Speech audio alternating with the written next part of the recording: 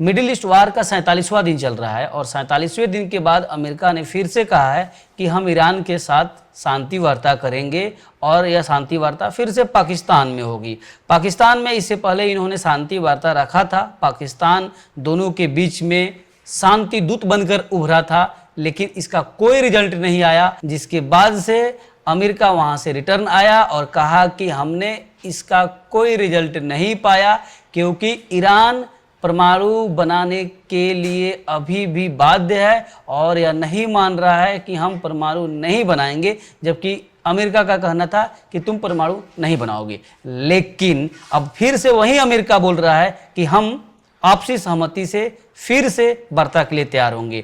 लेकिन बात वो नहीं है, बात यह है कि पाकिस्तान बार बार क्यों शांति दूत बन के आ रहा है। एक बार शांति दूत बनकर आया तो उसने कुछ नहीं किया, यहाँ तक कि जिस होटल में अमेरिका के प्रतिनिधि आए थे, ईरान के प्रतिनिधि आए थे, दोनों ने मिलकर बात की, पाकिस्तान ने लंबी चौड़ी व्यवस्था की थी, क्या खूब गजब का व्यवस्था हुआ था। लेकिन क्या आपको पता था कि उस होटल का बिल भी इन्होंने नहीं भरा था। ऐसी स्थिति है उस पाकिस्तान की।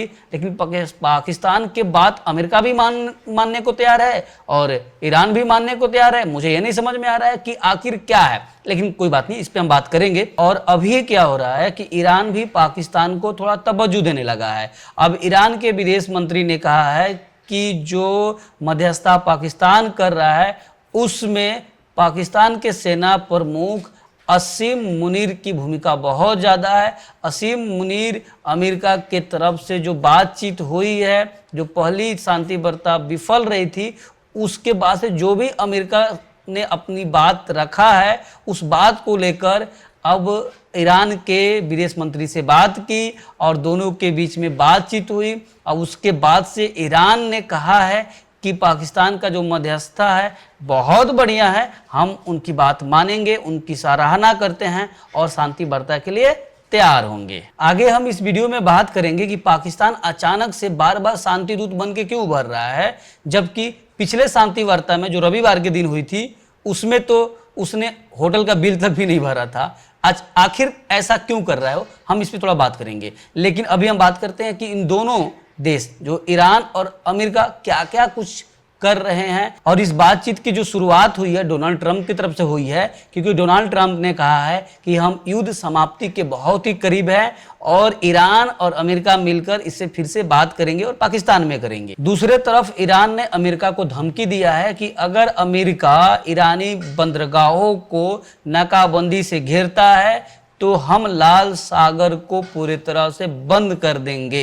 अमेरिकी केंद्रीय कप्तान का कहना है कि तेहरान का समुद्री व्यापार पूरी तरह से ठप कर दिया गया है, लेकिन ईरानी मीडिया ने दावा किया है कि 4 जहाज देश से आए गए हैं। एक तरफ अमेरिका और ईरान की तरफ से कहा जा रहा है कि हम शांति वार्ता के लिए फिर से तैयार है, लेकिन वहीं दूसरे तरफ दोनों वार में पड़े हैं। इन सब के बीच में चीन की एंट्री होती है और चीन ने ईरान से गुजारिश की है कि आप स्ट्रेट ऑफ हुर्मुज को खोल दीजिए। चीन के विदेश मंत्री वांग यी ने ईरान के विदेश मंत्री अब्बास अराघची से बात की है और आग्रह किया है कि आप स्ट्रेट ऑफ हुर्मुज खोल दीजिए। चीनी विदेश मंत्री वांग ने यह भी कहा है कि चीन चाहता है कि युद्ध समाप्त हो जाए और शांति बना रहे, स्ट्रेट ऑफ हुर्मुज खुल जाए। दूसरे तरफ चीन ने यह दावा किया है कि स्ट्रेट ऑफ हुर्मुज बंद होने के चलते पूरी दुनिया आर्थिक संकट की तरफ जा रही है, लेकिन हमारी अर्थव्यवस्था पर इसका कोई असर नहीं पड़ रहा है।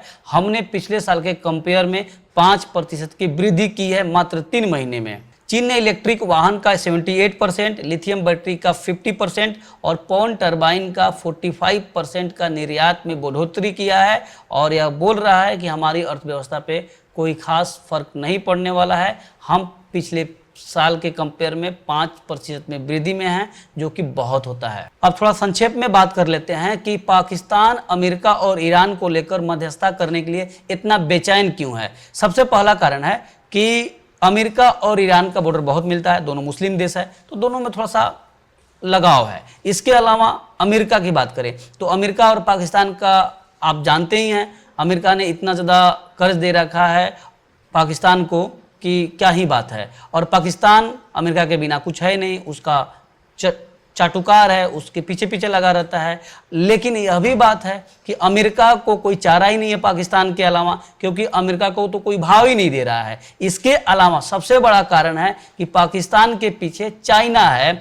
चाइना जैसा कह रहा है वैसा पाकिस्तान कर रहा है, क्योंकि चाइना को तो पावर में आना है, पूरी दुनिया का बॉस बन के रहना है। तो चाइना भी इसके पीछे लगा पड़ा है कि पाकिस्तान को यह पीछे से उकसा रहा है कि तुम मध्यस्थता करो। लेकिन अमेरिका के पास पाकिस्तान के अलावा कोई चारा नहीं है, क्योंकि पाकिस्तान ही है जो अभी ईरान के करीब में है, और पाकिस्तान ही है जो ईरान थोड़ा सा तवज्जो दे रहा है, क्योंकि दोनों मुस्लिम देश है।